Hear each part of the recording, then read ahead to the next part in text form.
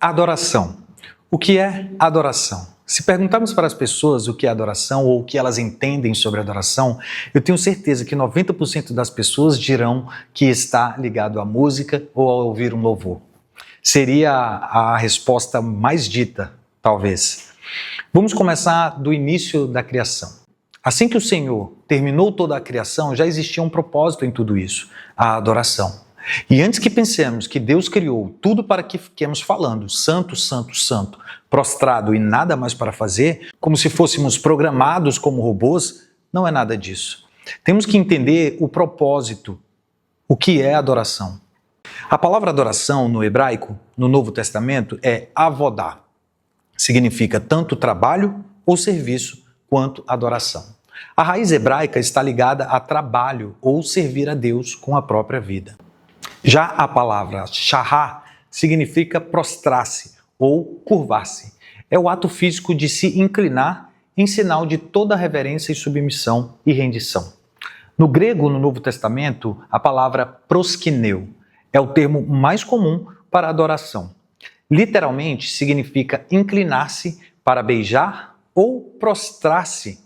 Era o gesto que os servos faziam se ajoelhando ou beijando os pés dos seus senhores e dos seus reis, demonstrando total reverência. A palavra latreia refere-se a um serviço sagrado ou culto. No mundo antigo, era usado para descrever trabalho de um escravo ou de um servo, indicando como adorar a Deus e servi-lo como devoção e obediência diária. O Senhor, ao criar todas as coisas, trouxe o avodá, em cooperação com tudo que se tinha criado. E é claro que quando ganhamos algo de alguém, nos enchemos de gratidão, não é mesmo? Então vem aí o shahá, rendição, honra, entrega e aliança, ao ganhar todas as coisas que foram criadas por sua palavra. Deveríamos nos encher de gratidão pelo Senhor ter nos dado todas as coisas como domínio. Lá em Gênesis 1:28 diz assim: E Deus os abençoou e lhes disse: Sede fecundos, multiplicai-vos, enchei a terra e sujeitai-a. Dominai sobre todos os peixes do mar, sobre todas as aves dos céus e sobre todo o animal que rasteja pela terra. Salmo 115:16 diz assim: Os céus são os céus do Senhor, mas a terra deu ele aos filhos dos homens. Mas logo depois, a própria criação deu aquilo que era nosso ao nosso adversário. O domínio da terra era para ser nosso. E por isso a Bíblia fala que o mundo jaz do maligno. E a partir daí, o nosso sentido de adoração mudou completamente. E quando perdemos esse sentido, tudo mudou na nossa vida. Tivemos que lidar com uma vida que não era nossa. O Senhor também teve que mudar todos os planos para a humanidade para voltar para o homem tudo aquilo que tínhamos perdido lá atrás e que era o seu plano original. E aí começa um novo plano por meio de Jesus Cristo. Precisamos de uma vida de relacionamento espiritual com o Rei dos Reis, em rendição, honra, entrega e aliança. Essa é a vida de adoração. Existe uma missão para mim e para você, e somente por meio da adoração podemos cumpri-la. Deus nos chama para cooperar com Ele para que esse plano seja cumprido na humanidade, e somente em adoração podemos estar juntos nessa missão. O louvor geralmente está ligado ao que Deus faz. Nós louvamos porque Deus cura, salva, protege, abençoa. Já a adoração está ligado a quem Deus é. Mesmo quando não recebemos nada, continuamos adorando. Muitas pessoas louvam quando tudo vai bem, mas o verdadeiro adorador continua adorando quando tudo parece estar tudo errado. O exemplo era Jó. Jó perdeu seus bens, seus filhos, sua saúde. Mesmo assim, declarou: O Senhor deu e o Senhor tomou. Bendito seja o nome do Senhor. Aquilo não era apenas louvor, aquilo era adoração. Hoje existe uma grande confusão. As pessoas dizem na igreja: agora vamos entrar no momento de adoração. E daí começa a música. Mas a Bíblia nunca ensinou que adoração é um estilo musical, que é uma música. Você pode cantar e não adorar. Você pode levantar as mãos e não adorar. Você pode chorar durante uma canção e não adorar. Porque Deus não olha para as emoções. Deus olha para o coração. E o profeta Isaías disse: Este povo me honra com os lábios, mas o seu coração está longe de mim. Muitos cantam sobre entrega sem se entregar de verdade. Cantam sobre santidade sem ir buscar a santidade. Cantam sobre obediência sem, ao menos, obedecer. Isso é música, mas não é uma adoração. Adorar a Deus não está somente relacionado à música. Também é louvar ao Senhor, mas é muito mais. É servir com a própria vida, que inclui também louvar com cânticos. Em Efésios 5, 19 e 20, ele vai dizer isso. E aqui vemos muitas pessoas confundidas em adorar ao Senhor. Adoram em cânticos e esquecem de uma vida de retidão, santidade. A nossa vida como um todo é adorar a Deus.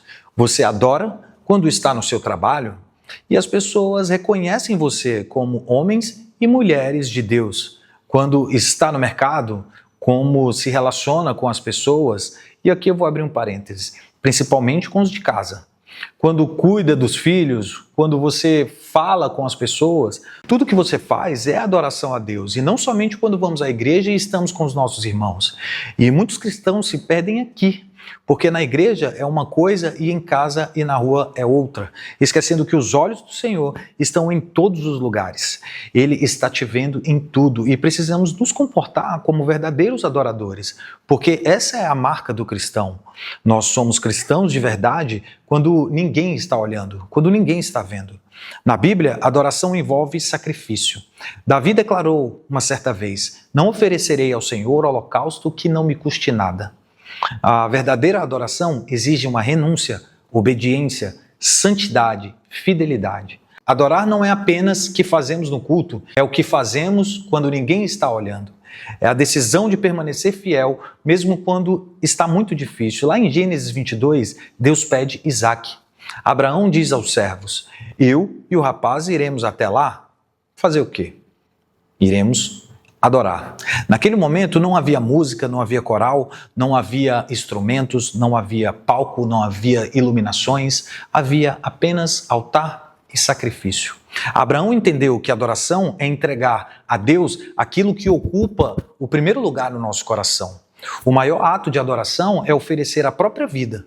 Paulo escreve em Romanos 12:1: "Apresentei os vossos corpos em sacrifício vivo, santo e agradável a Deus, que é o vosso culto racional." O culto não começa quando a música toca. O culto começa quando decidimos viver para Deus. Você adora quando perdoa, você adora quando obedece, você adora quando abandona os pecados, você adora quando permanece fiel, quando escolhe a vontade de Deus acima de tudo e das suas vontades. A música é apenas uma das formas de expressar adoração que já existe no nosso coração. A música pode emocionar, a música pode inspirar, a música pode tocar os nossos sentimentos, e faz mesmo. Mas somente a verdadeira adoração toca o coração de Deus. E o Pai não procura músicos. O Pai não procura uma música bonita. O Pai não procura performance. O Pai procura adoradores. A pergunta não é: você canta para Deus? A pergunta é: a sua vida está sendo uma adoração a Deus? Porque a verdadeira adoração não acontece apenas no altar da igreja, ela acontece no altar do coração. Louvor é o que sai dos nossos lábios, adoração é o que sai da nossa vida. Você pode cantar sem adorar, mas não pode adorar sem entregar a sua vida a Jesus. E Jesus Cristo teve a maior adoração de todas ao Pai, obedecendo com o sacrifício da sua própria vida para nos salvar dos nossos pecados. Deus nos amou entregando o seu Filho para que essa reconstrução que havia se perdido lá atrás fosse possível por meio do seu Filho. E Deus continua procurando aqueles que em João 4, 23 e 24 diz: "Mas a hora vem e agora é, em que os verdadeiros adoradores adorarão o Pai em espírito e em verdade.